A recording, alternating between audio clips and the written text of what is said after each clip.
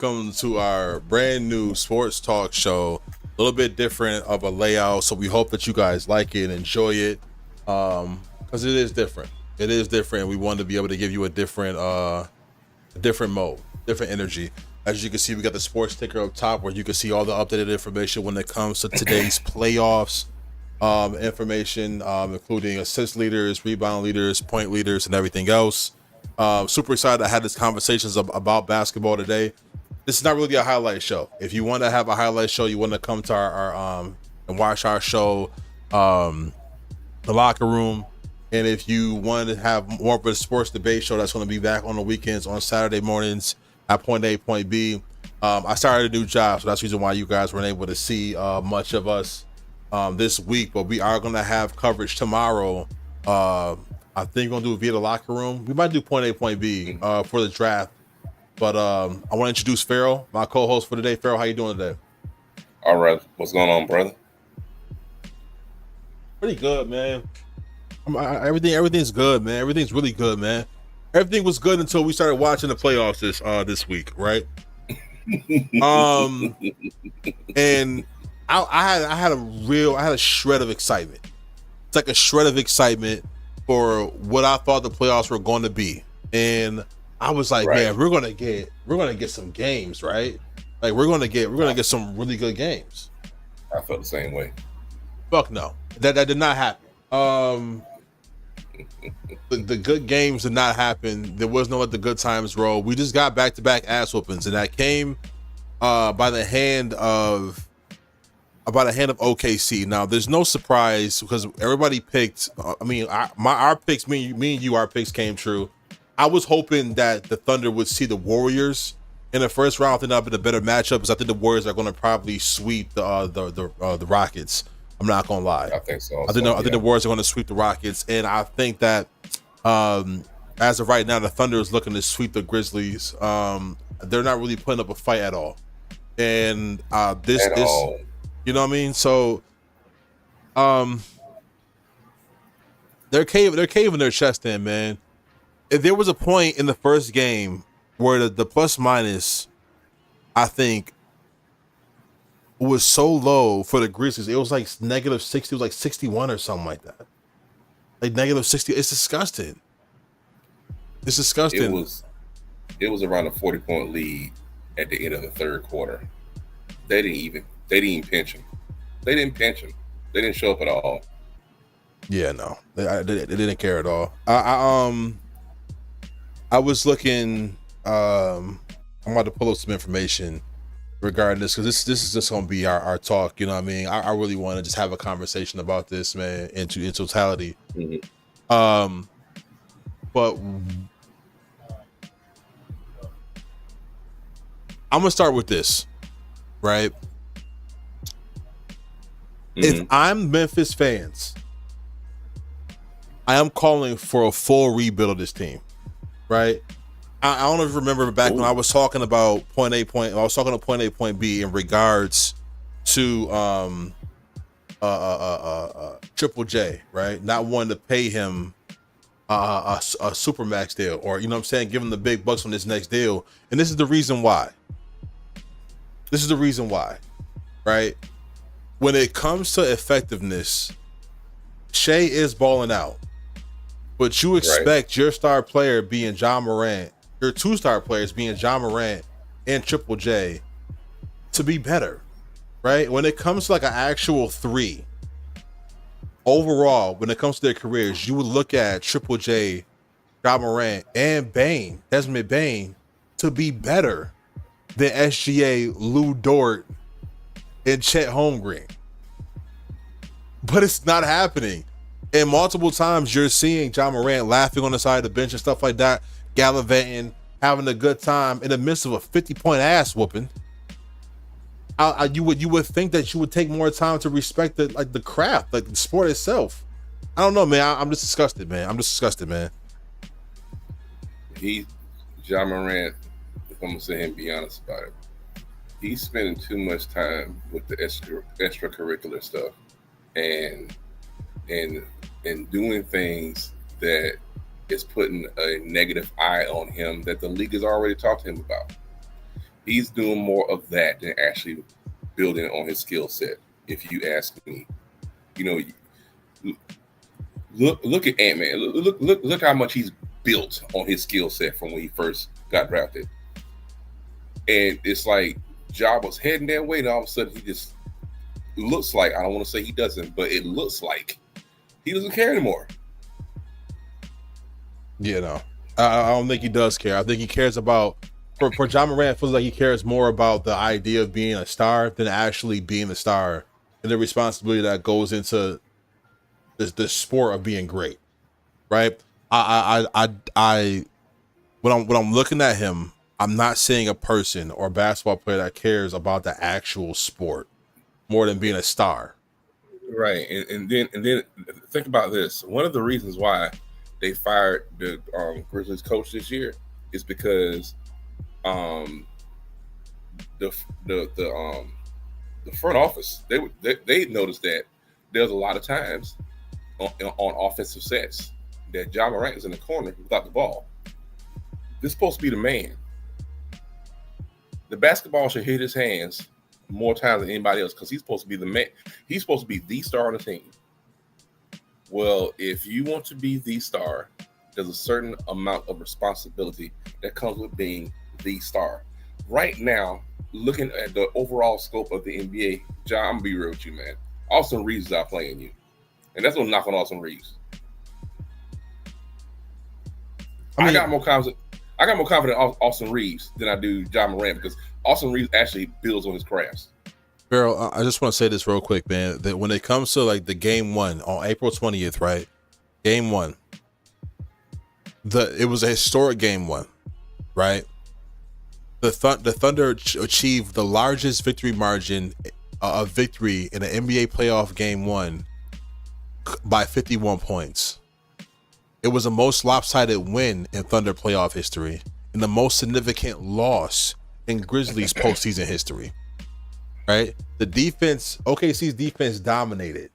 Right? They forced 24 turnovers and held Memphis to 34.4% shooting from the field and 17% from the three. 17% from the three. OKC and Shay only gave you 15 points in that first game. They outscored Memphis by 20 points in the second quarter alone. In the second quarter alone. First quarter outscored them by 12. Second, 20. Third,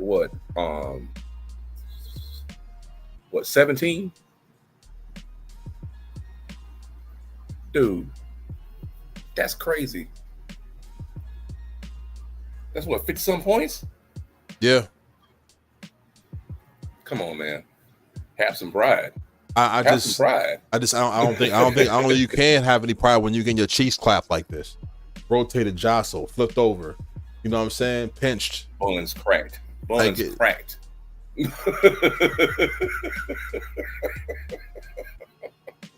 Despicable, that's bro. Ridiculous. That's despicable, ridiculous. Bro. I mean, in the second game, you got a better game from both teams, honestly, right? The second game, the Memphis still didn't crack 100 points, but Thunder gave them 118 to 99. So you got a better game from the Grizzlies this game, right? But you still got the big three in from Jalen Williams giving you 23, Shy giving you 26, and Chat giving you 22 and 11. You got Ja Morant now giving you 23 points, and Jaren Jackson giving you 26. And it's just not enough. It's not enough. It's not enough. The Grizzlies ranked 24th defensively, which means they weren't trying. They weren't trying. And at some point, I'm not blaming the coach no more because now he's not there anymore. You guys just gave it. So why even show up to the play-in tournament if you're gonna play like this? Why even show up? And I mean, in the play-in tournament, like talking cash trash. Absolutely. And then spicy. get in the playoffs and play like cash trash. Absolutely. I don't see the reason why being there is even. I don't get it. Why even be there? Why even be there? The Grizzlies allow, Farrell, on average 116 points per game during the regular season. Come on, man, that's effort. 116 points per game. How is that happening? And you have somebody on your team who has been in the running for Defensive Player of the Year. He's won Defensive Player of the Year. Oh, thank you. Yes. Triple J has won Defensive Player of the Year. When you have a player of that caliber, just having them on the floor, it's supposed to have a ripple effect on the rest of the team. What is going on? Because what that's telling me is that somebody or somebodies is not even putting forth the effort, because defense is an effort thing.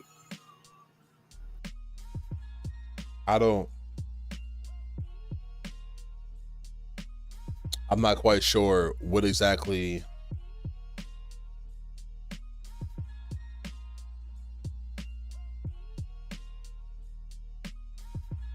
their plans is when it comes to actually like winning. But if going down 0-2 has a 93% chance of losing a playoff series, so I don't expect the Grizzlies to get back into this one, right? You would just hope with the next series being the next series being as competitive as it is, which is the Clippers versus the Nuggets series, which would see the winner of this series, that they will at least try to give them some kind of competitiveness, right? Like something right. so the Thunder isn't so fresh for the next series that it's a blowout there too. The Grizzlies is ruining the playoffs from the Western Conference for me. Like it's ruining it. There's no energy. Yeah. There's no fight, bro. Like you're not even. You're just letting them take you. You're handing in the room. You just hand them the broom. We good. We got here. We good. Really? Yeah. Justin. We're gonna move on to the next one, because I mean I don't feel like it's even more to talk about when it comes to them. They don't care about it. But why should we?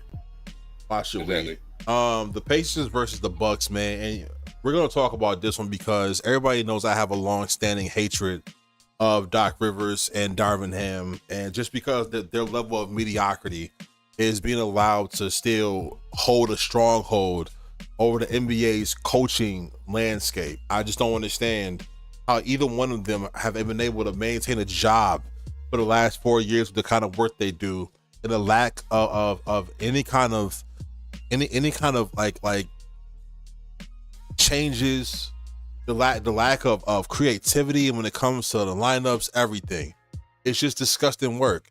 Now the first game on the 19th, Pacers dropped the Bucks 117-98, and the Pacers led the game wire to wire. They never trailed at all in that game, not for once, not once.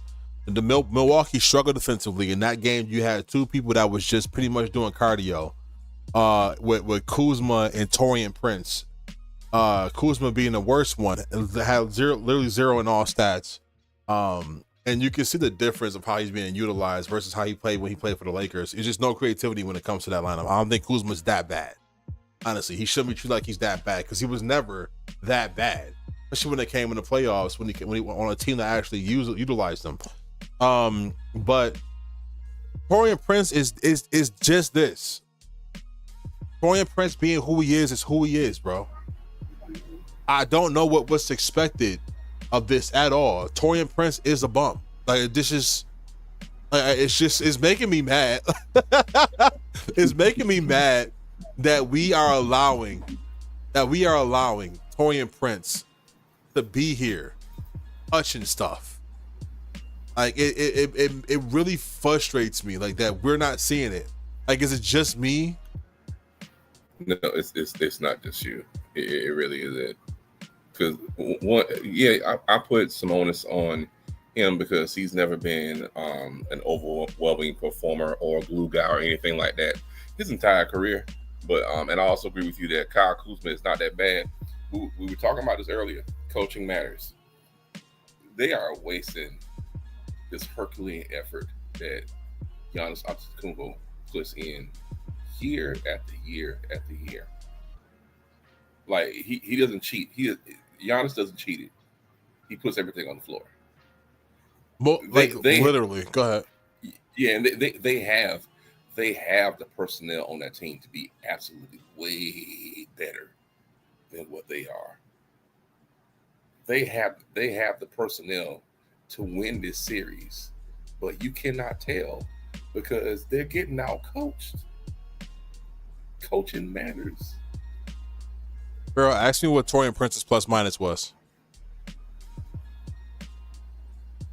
What was his plus minus? Negative 13. He was the worst on the team. I was thinking it was around 13. I really was. He only gave you 6 points, Pharaoh. 6 points. And 0 in the first one. Yeah. Mm-hmm. He played almost 20 minutes. He gave you 6 points. Right?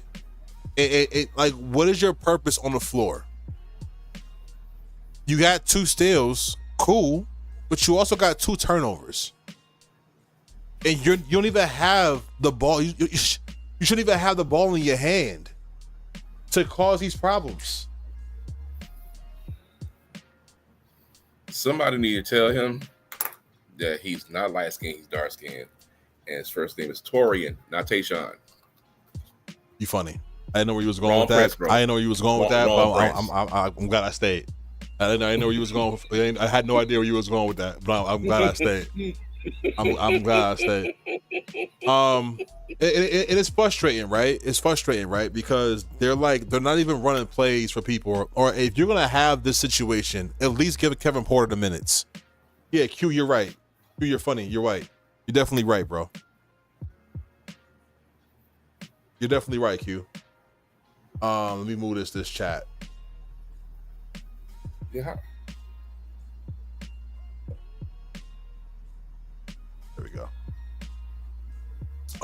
It's a Doc Rivers special, bro. 100%. Kevin Porter should get way more minutes than Torian Prince. Because I don't, you can't, to this, no one can explain to me, literally, no one can explain to me why he's getting minutes. I made a YouTube video. You haven't watched it, go to the Shadow Network YouTube page. I'm asking for Doc Rivers to be fired by the end of this playoffs because he's not making it out of the first round. Right? When you go down 0-2 in the first round, you don't win playoff series. And I do not believe that he has the reverse Doc Rivers effect, but he can come back 3-1 or 3-2 or whatever else. He's not good enough as a coach. He's not. It's over. So when you're watching these games, right, and you're watching him have a lack of understanding, right, of how basketball works, and you are starting Torian Prince, and I don't to this day understand why we are still starting Torian Prince. Torian Prince is not a starter in the NBA. He's not even a bench player in the NBA. But the only teams he plays for is the only coach that will play him, and that is teams that are coached by Doc Rivers. It does not make any sense. It does not make any sense. I would get it if Torian Prince was like a Tony Allen type of lockdown. I could justify that. And like he causes so much disruption against the other team's offense that you can kind of justify that. But no, he ain't. He am not. He's not that type of defender. So I'm not understanding why, once again, he's getting more minutes than Porter. Who's been playing well. Q had a question. What's worse, Doc Rivers or the hands in the pockets from Darvin Ham? It is, honestly, it's Doc Rivers' raspy ass voice, because Darvin Ham is not even going to get you. It's not even going to get you to the point where you believe in a team enough. Like, Doc Rivers takes teams that you should believe in, and he ruins them. He'll at least get you to the playoffs. Doc will get your team to the playoffs now. Darvin will get you to the playoffs too. But you don't believe in a team ever under Darvin Ham. Ever. Ever. Doc will take you on a whole roller coaster. He'll have you all the way up. Oh, we're up 3-1. Like, he'll have you believing. How many 3-1 leads has this man blown? 3-3-1 leads, 4-2-3-2 leads. They're all NBA records, by the way. And he has lost 10 game sevens. 10 That is sevens. that is literally NBA records, y'all. He has NBA records in all losing categories as a coach. Mind y'all, you look at the roll call of the players that he was coaching in these epic collapse. My God, we talking about Kawhi, Paul George, Chris Paul, Blake Griffin, Big Ticket, The Truth, Ray Allen. Dude, the process. We don't have to work this hard, bro. Only playoff series I give him any kind of leniency on is the T-Mac series, because you're going up against a historically great Pistons team that I'm not expecting you to beat. Yeah, that's you know true. What I'm saying? That's true. I'm not expecting you to beat that one at all. Yeah. I can let that go. I don't know, man. This is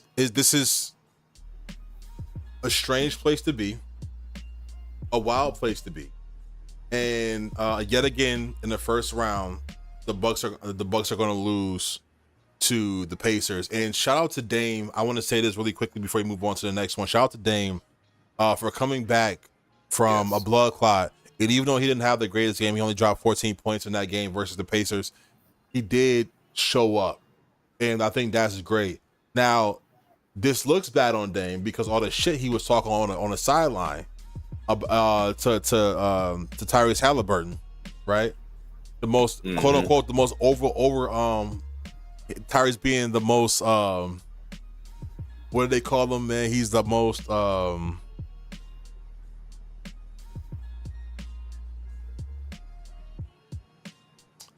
man, he's just over something player in the league. I can't think of what it is. Was it overrated? Overrated. Thank you, sir. He's the most overrated player in the NBA, voted by his peers. Voted by his peers. The most overrated player in the NBA. I don't know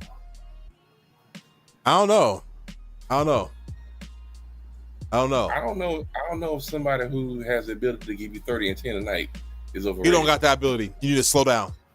Yeah, no, he don't. He can give you. Now. Tyrese can give you about 20 and 15 maybe on any given night, but every night, no. 15 to 15, 15 to 14, 15 to 13. He can give you 15 to 13 every night. And this is from a man who, Pharaoh, I'm telling you right now, I done lost parlays over this man.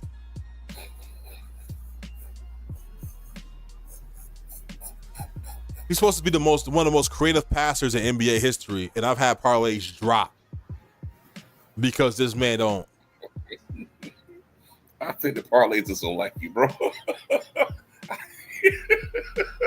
I've won some and I've lost some, and when I lost some, it's about Tyrese Halliburton.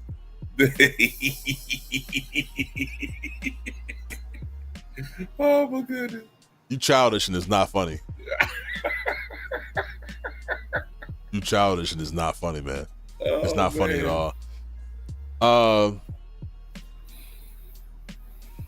So we're gonna move right along. Thank you, Q. By the way, don't forget to share and subscribe, and use your Bezos bucks, free Amazon subscription, to be a part of the fray and join the Shattered family. Make sure that you be with us. It takes a lot to make these shows happen. You know what I'm saying? And I hope you guys appreciate it. And is able to, rock with us in the long run, because that's what matters the most. That's what we need. So we really do appreciate you. The Segway Sensei got disciples. Okay, I see it. Yes, sir. Yes, sir. Yes, sir. That's the GOAT right there, man. Q's the GOAT, man. Q's the GOAT. Yeah, we are also live on YouTube as well, so make sure that you subscribe on YouTube as well. And thank you so much. Thank you so much. We are going to move right along to the last game from yesterday, and that was the Lakers versus the Timberwolves. Now, Pharaoh, I'm gonna tell you right now. I watched this game in complete angst. I was nervous. I was worried. I was shivering in my boots because the last time the Lakers met the Timberwolves, it didn't look good. Okay, they looked lethargic. They looked tired. They looked bad. Okay, we got our asses beat. I'm gonna put it like that. We got our asses beat. And it was hard to watch, honestly. Especially with a team that you really believe in so damn much. We just got our, like I said, we got our cheeks jostled, slapped around. My man said jostled. I'm sorry, y'all. I'm sorry.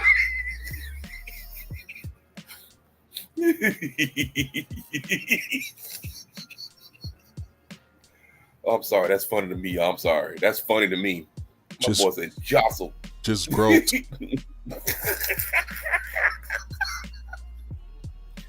Okay. In all seriousness, Yeah, go ahead. I was not worried. I knew the Lakers was going to win the game because I get where you're coming from, but I'm watching. As I'm watching, I'm like, nah, they got this.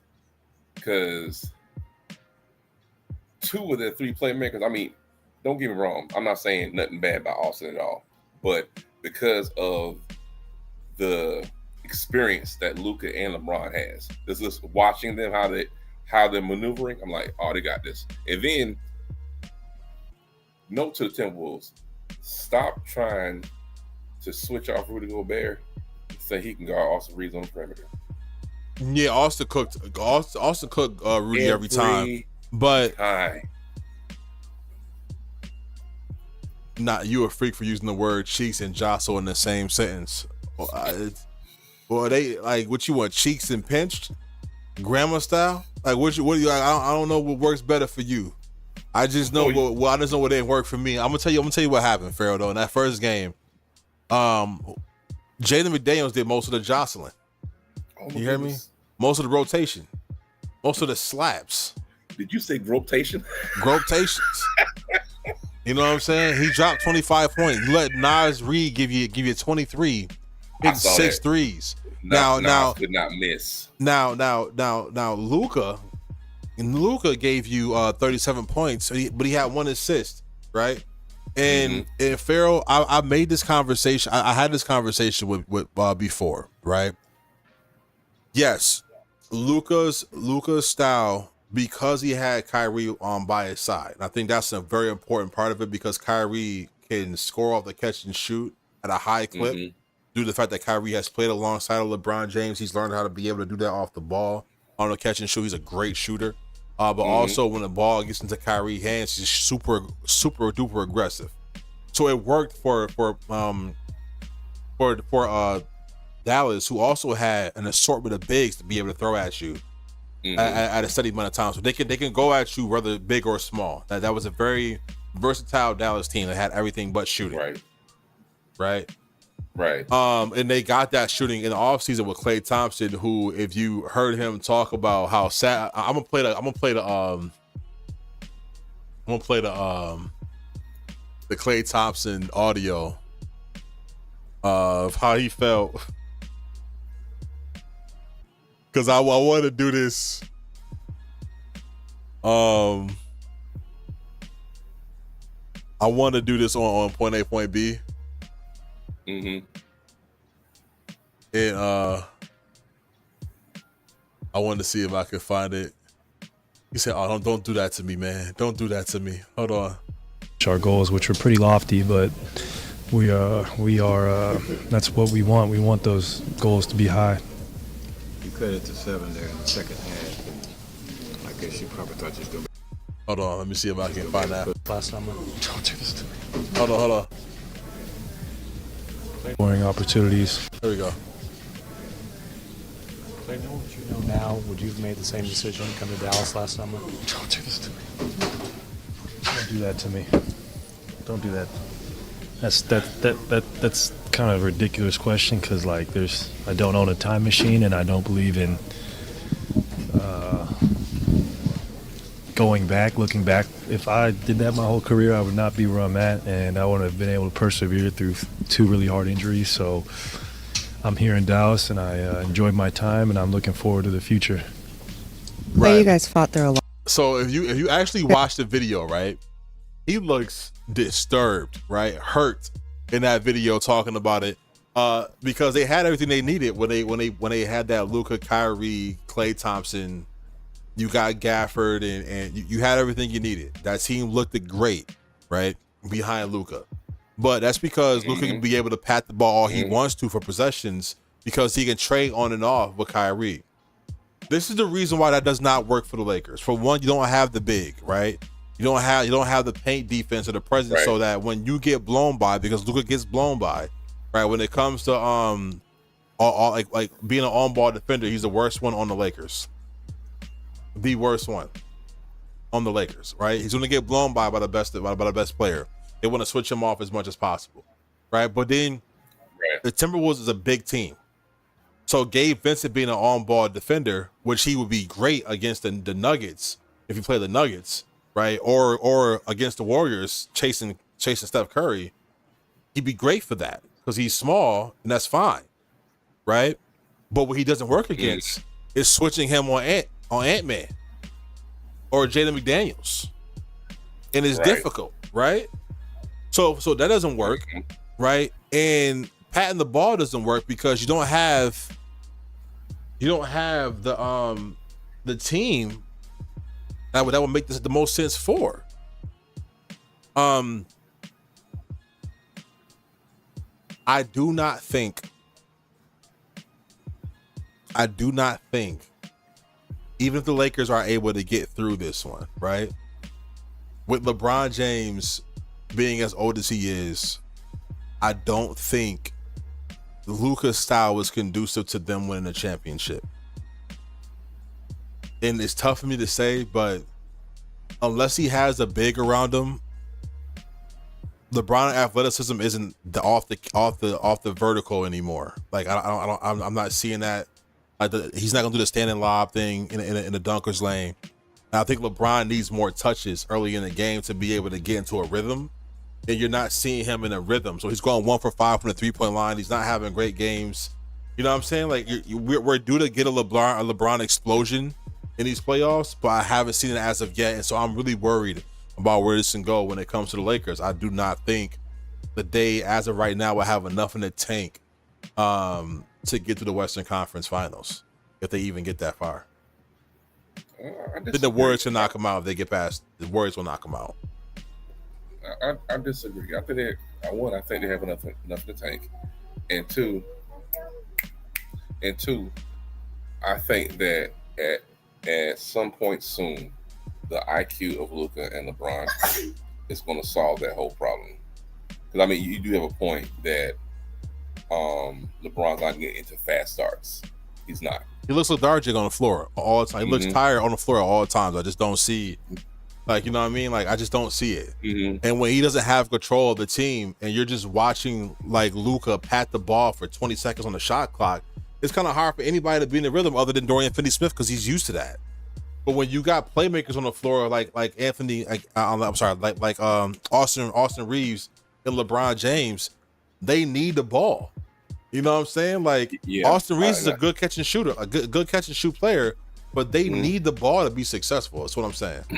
Yeah, but and I also think JJ's gonna figure something out. Yeah. Unless you've been living under a rock, JJ Redick should win Coach of the Year. This is one of the best rookie coaches I've ever seen. He is an outstanding coach. I do think he's gonna figure something out in short order. Hope so. The games that we have coming up as of today is going to be Boston versus Orlando. That's going to be at 7 p.m. Miami is going against Cleveland.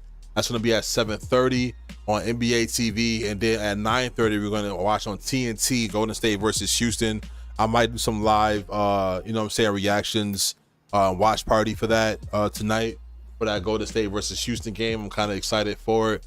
We're gonna quickly hurry up because we got 5 minutes left on the show. Just about 4 minutes left on the show, and I want to speak about the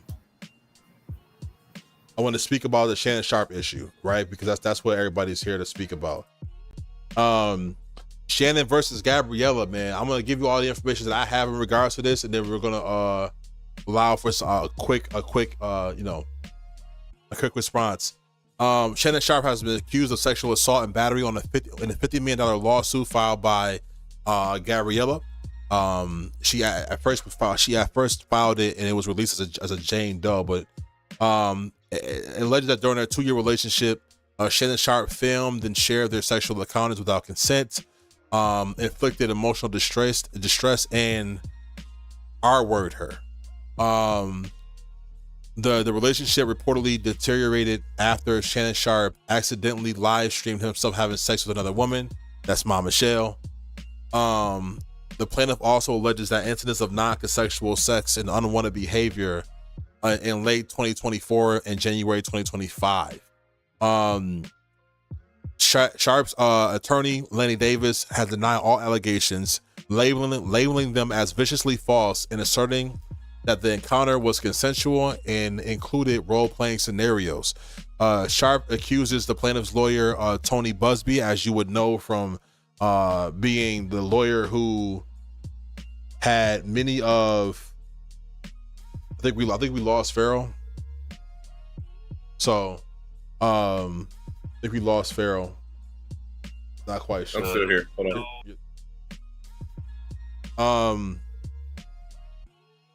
But Tony Busby, being one who, excuse me, I apologize, y'all. It kind of threw me for a loop. Think he's back? Nope.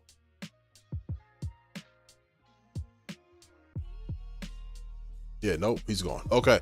Tony Busby being one, if you did not know about him, was a big part of the Deshaun Watson cases, and also a big he also was a part of the Diddy Combs and Jay-Z cases. The Jay-Z one that got thrown away, and yes, you can see my son back there.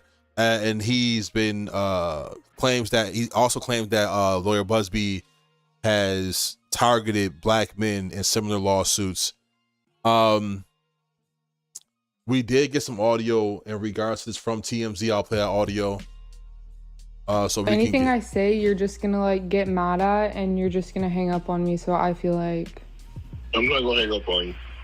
Here's what it is. What does that even mean? Nothing, Gabby. You want to be a dick to me now, so. I don't want to be. Don't manipulate me. I don't know, have mercy. If you say that one more time, I'm gonna choke the out of you when I see you. Can you hear me? Thank you. Well, I don't want to be choked. You're good. Yes, you do. Okay, my apologies. Got a call from. I don't think you have a choice in the matter. Anything I say, you're just gonna like get mad at, and you're just gonna hang up on me. So I feel like with that audio, you heard, him saying, I choke you when I choke you when I see you and stuff like that, and I it sounds bad. To my family, it sounds bad, and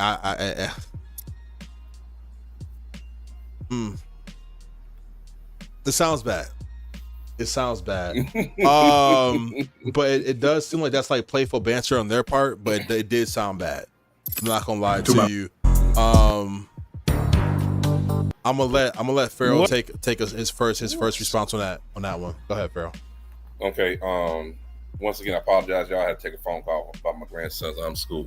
But speaking on this, I did catch the tail end of this. One thing about that clip where he said what he said, he's already come out and said that they took a piece of the whole conversation and or a piece of the whole episode, and he's saying play the whole thing.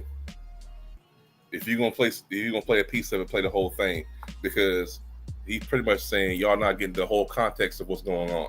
Not only that, he has a thread of text messages that show that, you know, that this is something that she or they both were signing up for, as far as role playing, domination, or whatever you want to call it. So that, and just me personally, my personal opinion, if I'm getting a lawyer because someone SA'd me, because you gotta be careful with YouTube. You know, you want to make sure that it's not a thing where you're talking about money instead of talking about somebody getting punished for what they did. Yeah, but I mean, it comes at a time where it's obviously a very conspicuous time where he's about to sign $100 million deal. It's been populated all over social media, and she's asked for $50 million in the hopes that there would be some kind of settlement. I will say this: in that audio, she sounds very immature. She sounds like an 18-year-old, 19-year-old person. You know what I'm saying? And that's the kind of mindset you would see from a person like that. Whether it's gaslighting on either side, I can't really speak on that, but I will say that Shannon Sharpe did not put himself in the best position in his position. You know what I'm saying? Dealing with somebody of that. Now you see somebody that look good. You want, you know what I'm saying? I understand that. You want to have a relationship with that kind of person. I understand that, right? She's an OnlyFans model without any kind of work ethic, though. And when you find somebody like that, they're looking for any opportunity to get the quick leg up. OnlyFans people, I will say this about you, man. Like, you know, you can hustle, right? But hustling is the idea that you're willing to get money by any means necessary and the fastest route to it, right? So with that being said, you can't be surprised that she would take this kind of angle on you. You know what I'm saying? When essentially you're dealing with somebody at a young age like that, who has no idea. You know what I'm saying? Like, and then with Buster being that kind of person who literally works by suing high profile black men because he understands that in a situation like this, the public perception is king, and a lot of people will pay just to get their name out of the negative, you know what I'm saying, light, because it does so much damage.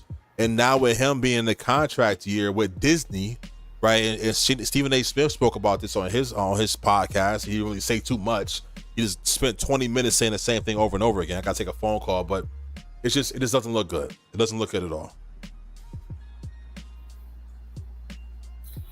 Yeah, it doesn't look good. And then the thing you also gotta think about is that something I got told some years ago.